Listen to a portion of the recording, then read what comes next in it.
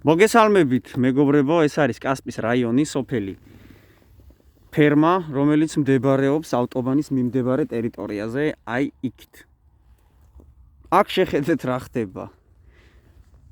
დღეს აი ეს სოფელი აღნიშნავს ბაირამობას, აზერბაიჯანელები დასახლებული სოფელია და ვულოცავ აბსოლუტურად ყველა მუსლიმს ამ დღესასწაულს, მაგრამ მეგობრებო, აი აქ ვინც ადიხართ და ჩადიხართ და აი ასეთ მდგომარეობაში აგდებთ აქ ბუნებას, რომელსაც მე თქვენ სუნთქავთ,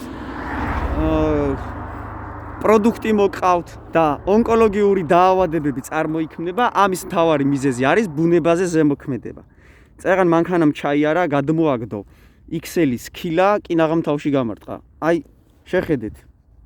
ისე ამ სოფელში კი ყვარებიათ ენერგეტიკული სასმელი, მაგარ ჯანზე მოდიხართ როგორც ჩანს და ტვინი რომ გაგეხსნათ, ძალიან კარგი იქნება რა. აი ესეთი რაღაცა ნაღდად არ შეიძლება ძვირფასო მეგობრებო. აი იქით მხარეზეც იგივე მდგომარეობა, აი ასე უსასრულოდ არის ეს ბოთლები, თელს ჩაყოლება აყოლებაზე. აი შეხედეთ რა.